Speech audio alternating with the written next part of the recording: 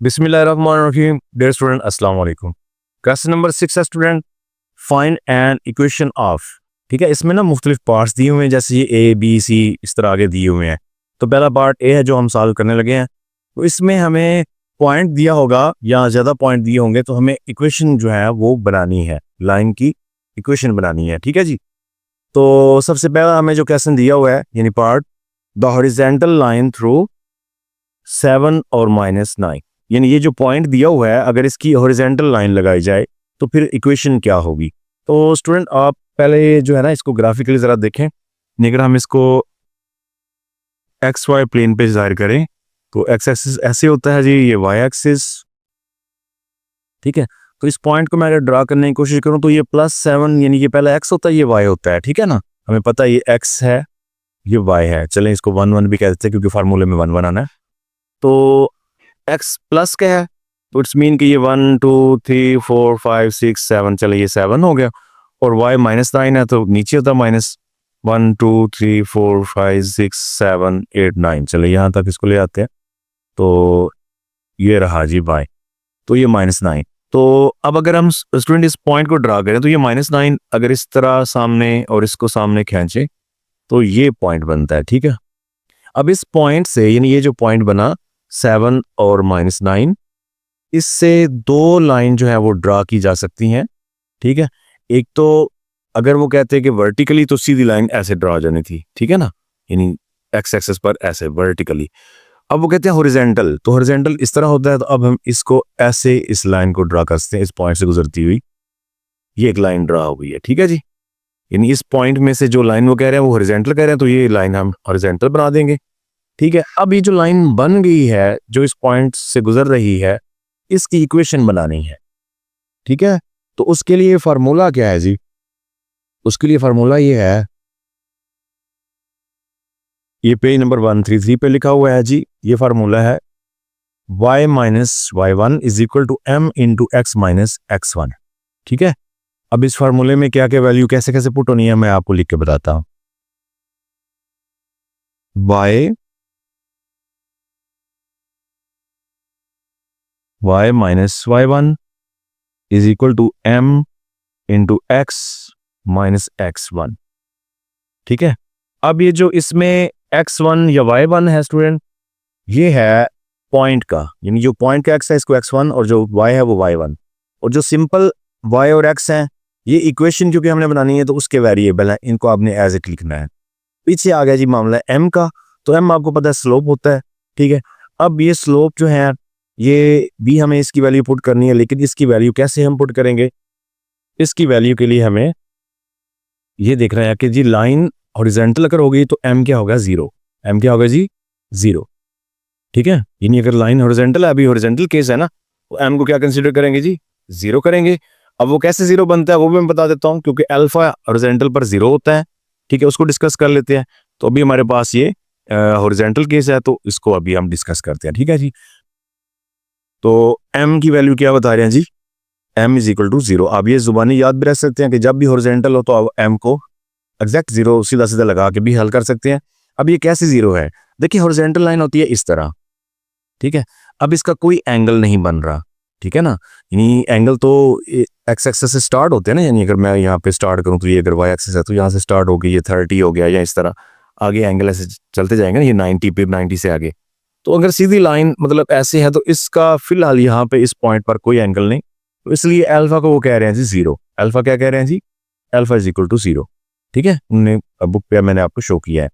अगर अल्फा 0 है तो हमने एक फार्मूला पढ़ा हुआ है क्या जी, m = tan alpha. m = tan alpha पढ़ा है ना। ठीक है, तो इसमें क्या है, m = tan अल्फा की वैल्यू क्या निकली जी, 0 हॉरिजॉन्टल पे, कि सीधी लाइन पे कोई एंगल नहीं, तो अल्फा 0। तो tan को अगर आप कैलकुलेटर पे 0 मतलब tan 0 करें कैलकुलेटर पे, ठीक है, तो आपके पास ये 0 आंसर आएगा। क्या आंसर आएगा जी, 0। तो इस तरीके से हॉरिजॉन्टल जब भी होगा तो m की वैल्यू 0 है। आप डायरेक्ट लिख लें या इस तरह करके लिख लें, आपकी मर्जी है। मैंने आपको वो जिस तरह 0 आता है वो बता दिया। ओके हो गया जी, चलिए अब हम इसको सॉल्व करते हैं। तो स्टूडेंट इस इक्वेशन को लिखें तो y - y1 हमारा ये -9, ठीक है, इज इक्वल टू m क्या आया जी 0, क्योंकि हॉरिजॉन्टल लाइन है और जो कैसे 0 बनता है वो हमने पहले समझ लिया है। अब x एज इट आना है और x1 क्या है जी, वो है 7। इसको सॉल्व करें तो ये आएगा जी y minus minus plus 9 is equal to, अब ये 0 जो है अगर अंदर इन दोनों से मल्टीप्लाई करें तो ओवरऑल ये सारे का सारा 0 ही हो जाना है। तो स्टूडेंट ये जो बन के आ गई है, क्योंकि इसमें इक्वेशन इसका इक्वल साइन इस्तेमाल हो रहा है, तो अब ये जो है ये इक्वेशन बन गई है। इस तरह से हमें इनके जो क्वेश्चन नंबर 6 है इसके तमाम पार्ट्स की इक्वेशन बनानी है। तो अब हम इसका पार्ट नंबर 2 सॉल्व करते हैं जी। बी पार्ट है student, the vertical line through, इस पॉइंट के थ्रू अगर वर्टिकल लाइन की जाए तो पहले पॉइंट को ड्रा करें अगर हम, तो इस तरह अगर एक्स एक्सिस और वाई एक्सिस बनाए जाए, तो क्योंकि इसमें एक्स जो है वो नेगेटिव है, तो चले 1 2 3 4 5, लेट्स सपोज कि ये 5 ये वाला पॉइंट, ठीक है जी, और वाई जो है ये 3 है, पॉजिटिव ऊपर होगा, 1 2 3, चलें ये कर लें।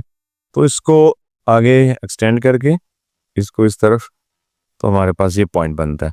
लेकिन इस पॉइंट की वो कह रहे हैं जी वर्टिकल लाइन। अब वर्टिकल लाइन जो है वो वाई एक्सिस के पैरेलल होती है, यानी इसके सामने, तो सीधी लाइन लगेगी, वर्टिकल अमूदन जिसे कहते हैं। तो अब ये जो लाइन इसकी ड्रा की गई है, इस लाइन की हमने इक्वेशन बनानी है कि क्या इक्वेशन बनती है। तो फार्मूला वही स्टूडेंट, यानी y minus y1 is equal to m into x minus x1। तो ये जो पहले पॉइंट दिया होता है इसका जो x होता है ये x1 और ये y1, ठीक है। अब यहाँ पे m क्या होगा, ठीक है ना, वर्टिकल, वो तो हॉरिजॉन्टल था ना पिछले पार्ट में, तो उसमें m 0 के इक्वल होता है। अब वर्टिकल में जो m है वो क्या होगा, तो ये भी इस केस में देखें तो लिखा है जी L is vertical if m is not defined, ठीक है जी, यानी कि m जो है अनडिफाइंड हो, यानी इन्फिनिटी हो, तो वर्टिकल होगा L, जिन लाइन वर्टिकल होगी तो एंगल यानी कि 90 डिग्री होगा। तो m की वैल्यू क्या होगी, m जो है वो अनडिफाइंड यानी इन्फिनिटी होगा ये। अब ये कैसे इन्फिनिटी बनता है वो देखते हैं जी। तो m की वैल्यू जो है वो इन्फिनिटी बता रहे हैं, ठीक है, एंगल किस पर, एंगल 90 पर। अब देखिए क्योंकि लाइन वर्टिकल है, तो वर्टिकल ये लाइन लगी है, तो देखिए एक्स एक्सिस पर ये सीधा बिल्कुल 90 डिग्री बना रही है ना, तो इसलिए एंगल तो 90 हुआ। तो अगर हम ये फार्मूला लगाएं m is equal to ten alpha, तो m is equal to ten ये 90 डिग्री, तो आप कैलकुलेटर से टेन 90 करके देख लें या टेबल से देख लें, तो टेन 90 डिग्री जो होता है वो इन्फिनिटी के इक्वल होता है। जैसे ये देखें टेन और ये 90, तो ये किसके इक्वल है जी, इन्फिनिटी के। तो आप कैलकुलेटर से करें या टेबल से करें तो ये इन्फिनिटी के बराबर होता है। इट्स मीन के टेन अगर 90 ली जाए तो ये इन्फिनिटी होगा, लिहाजा m की वैल्यू क्या है जी, इन्फिनिटी। तो अब इस फार्मूले में हम वैल्यूज को पुट करें तो y माइनस y1 क्या है जी, y1 है जी 3 इज इक्वल टू m की क्योंकि इन्फिनिटी आई है तो इन्फिनिटी करेंगे, ठीक है, और x एज इट, और x1 जो है वो आ रहा है जी -5, यानी ये माइनस और -5। ओके हो गया। अब इसके बाद हम इसको कैसे सॉल्व करेंगे, ये y माइनस 3। अब इन्फिनिटी कैसे आता है जी, इन्फिनिटी स्टूडेंट हमेशा उस वक्त आता है जब किसी भी वैल्यू के ऊपर आप 0 को डिवाइड करें, जैसा कि 3/0, 2/0 या 1/0 कर लें। तो जब 0 डिवाइड होगा तो इस केस में इन्फिनिटी आएगा, यानी आप कैलकुलेटर पे डिवाइड करेंगे तो वो एरर दे देगा, तो इसका मतलब है ये अनडिफाइंड है, ठीक है। तो इट्स मीन कि मैं इन्फिनिटी को चले 1/0 लिख सकता हूं, ठीक है ना, क्योंकि इन्फिनिटी है तो इस तरह भी इन्फिनिटी है। तो अगर ऐसा है तो ये क्या रहा जी, x माइनस माइनस प्लस 5। तो अगर आप इसके नीचे भी 1 लगा दें, ठीक है, तो ये यानी कि बन जाएगा y माइनस 3/1। तो x प्लस 5 को 1 से मल्टीप्लाई करें तो ये x प्लस 5/0 आ जाएगा, ठीक है। तो यहाँ से अगर क्रॉस मल्टीप्लाई करें ना, ठीक है, तो 0 इससे मल्टीप्लाई हो जाएगा और 1 इससे, यानी ये 0 इंटू वाई माइनस 3 और 1 इससे मल्टीप्लाई हो जाएगा, यानी 1 इंटू एक्स प्लस 5। तो 0 से मल्टीप्लाई होने के बाद ये क्या आ जाएगा, टोटल 0, ये 0 हो जाएगा। और ये आ जाएगा x प्लस 5 तो या फिर हम इसको लिख सकते हैं जी x plus 5 is equal to 0। तो ये हमारी इक्वेशन बन जाएगी। इस तरीके से हमने इनकी इक्वेशंस बनानी है। नेक्स्ट हम पार्ट नंबर सी की तरफ चलते हैं।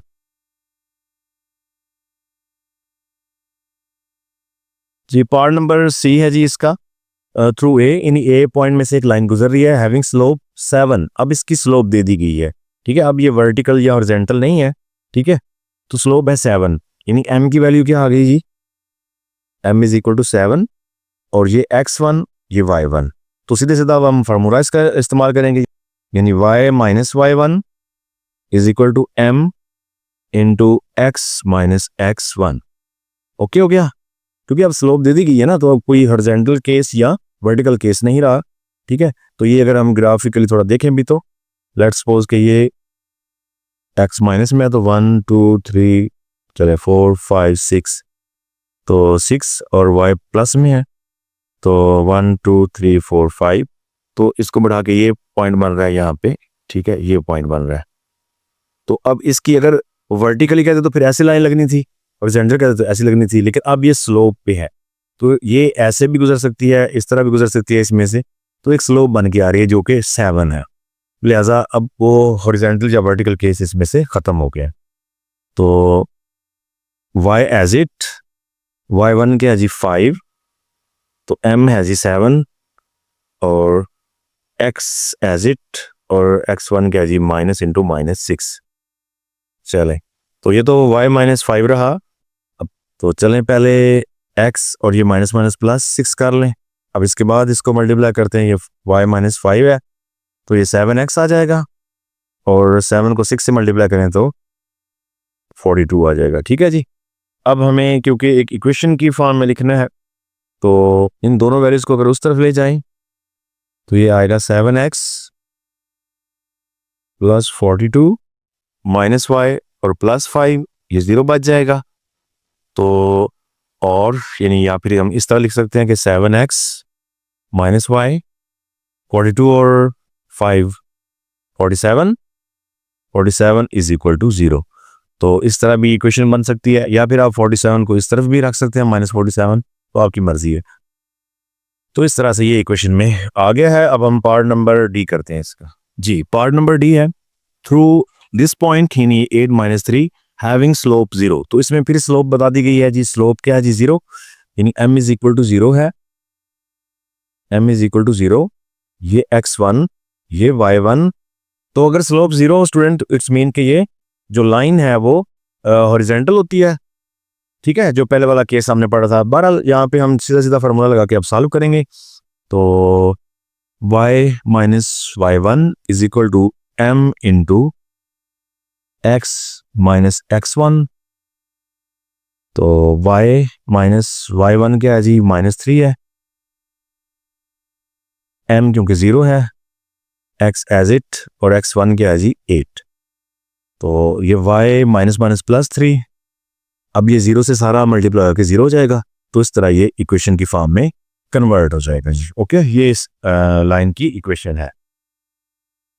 पार्ट ई है जी, इसमें कहते हैं थ्रू दिस पॉइंट, यानी इस पॉइंट से लाइन जो है वो गुजर रही है हैविंग स्लोप अनडिफाइंड, और उसकी जो स्लोप है वो अनडिफाइंड यानी कि इन्फिनिटी है, ठीक है। तो ये एक दूसरा जो बी पार्ट था सेम वही चीज़ है जी। उस क्वेश्चन में सिर्फ ये था कि जो लाइन बताई हुई थी वो वर्टिकल थी, तो वर्टिकल जब हो तो m जो है वो अनडिफाइंड होता है, तो इधर सिर्फ m बता दिया हुआ है। बात वही है कि m हमारा ये अनडिफाइंड यानी इन्फिनिटी है, तो ये x1 और ये y1 है। फार्मूला हम इसको अप्लाई करते हैं जी, y minus y1 is equal to m into x minus x1। तो y माइनस y1 क्या है जी 5, m क्योंकि इन्फिनिटी है, तो x एज इट, x1 क्या है जी माइनस इंटू माइनस 8, ये रहा। तो ये y माइनस 5 रहा। इन्फिनिटी के लिए हम 1/0 कर सकते हैं, क्योंकि इसको सॉल्व करने से भी इन्फिनिटी ही आता है, ठीक है ना। तो यानी आप डिवाइड करेंगे तो एरर आएगा कैलकुलेटर पर, तो इन्फिनिटी होता है वो। तो ये आया गया x माइनस माइनस प्लस 8। अब यहाँ पे अगर हम इसको डिवाइड बाय 1 करें तो यहाँ पे क्रॉस मल्टीप्लाई करें, क्योंकि ये x प्लस 8 1 से मल्टीप्लाई होकर x प्लस 8 ही रहेगा, ठीक है। और ये 0 इससे आके मल्टीप्लाई हो जाएगा, यानी 0 इधर डिवाइड है ना, 0 इधर मल्टीप्लाई होगा, 0 इंटू वाई माइनस 5, और ये 1 इस मतलब ऊपर वाली वैल्यू से मल्टीप्लाई हो जाएगा x प्लस 8 से, तो ये x प्लस 8 ही आ जाएगा फिर। ठीक है, तो 0 इससे मल्टीप्लाई करने के बाद ये क्या आ जाएगा, 0 is equal to x plus 8, या फिर आप लिख सकते हैं x plus 8 is equal to 0। तो ये इसकी इक्वेशन बन गई है। ओके जी, ये पार्ट नंबर F है जी। इसमें क्या है जी, थ्रू -5 -3 ये पॉइंट है, एंड 9 और -1 ये दो पॉइंट इस दफ़ा दी हुए हैं, और इसमें स्लोप हमें नहीं दी हुई। तो सबसे पहले हम फार्मूला लिखते हैं जी। फार्मूला हमारे पास होता है y minus y2 is equal to m into x minus x2। तो ये फार्मूला है, तो इसके लिए हमें m की वैल्यू यानी स्लोप की वैल्यू का पता होना ज़रूरी है, लेकिन वो यहाँ पे नहीं है।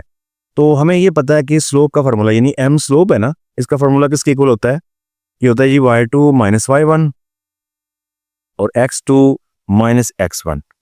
तो m की जगह पर हम इसको इस्तेमाल कर सकते हैं, ठीक है, क्योंकि ये इसकी इक्वल है। तो चले यहाँ पर y माइनस, सॉरी ये 1 था, ये भी 1 है, ठीक है, 1 1 था। चले y minus y1 is equal to m की जगह पर क्या आ जाएगा जी, y2 y1 divide by x2 minus x1, और ये x माइनस x1। ठीक हो गया।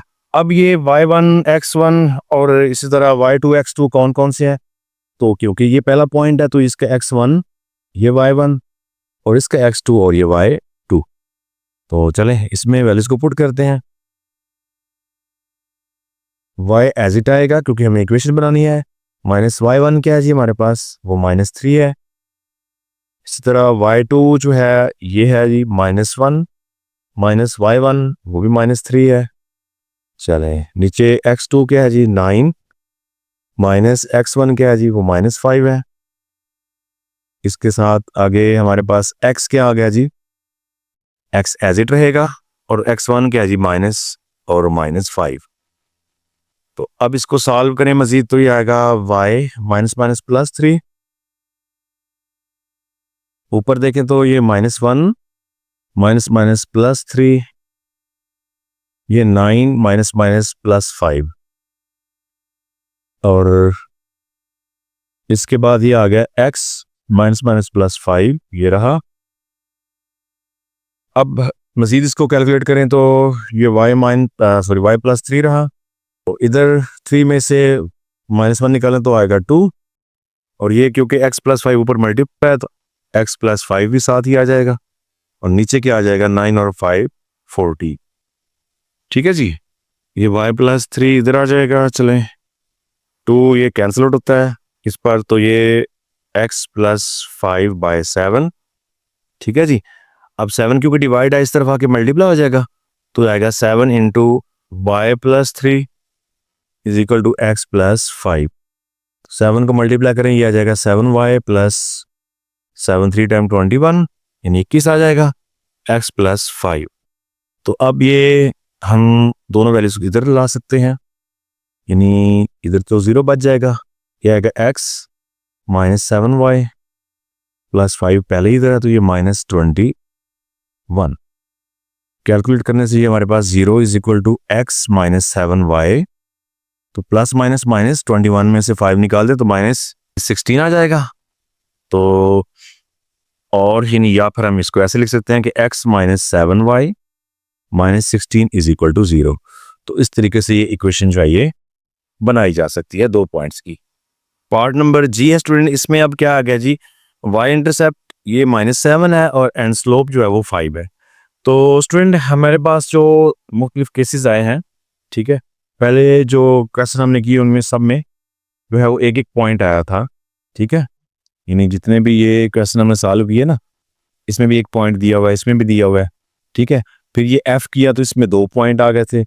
2 पॉइंट के लिए हमने फिर अलग से फार्मूला, इनके लिए अलग से फार्मूला था, इनके लिए अलग से फार्मूला, यानी जो m था m की जगह पर स्लोप वाला फार्मूला उसमें ऐड हो गया था।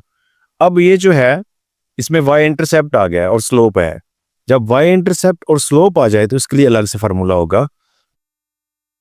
तो स्टूडेंट इसके लिए ये फार्मूला है कि y is equal to mx + c, y is equal to M X plus C, इसमें एम जो है ये स्लोप होती है, ठीक है, और वाई इंटरसेप्ट को सी से ज़ाय करते हैं। ये जो वाई है यहाँ पे वाई इंटरसेप्ट की वैल्यू नहीं आएगी, ये वाई एज इट रहेगा, एक्स भी एज इट रहेगा, लेकिन जो सी है कांस्टेंट जिसे कहते हैं उसको वाई इंटरसेप्ट की वैल्यू में जो है वो पुट करेंगे। तो ये फार्मूला इसमें चलेगा,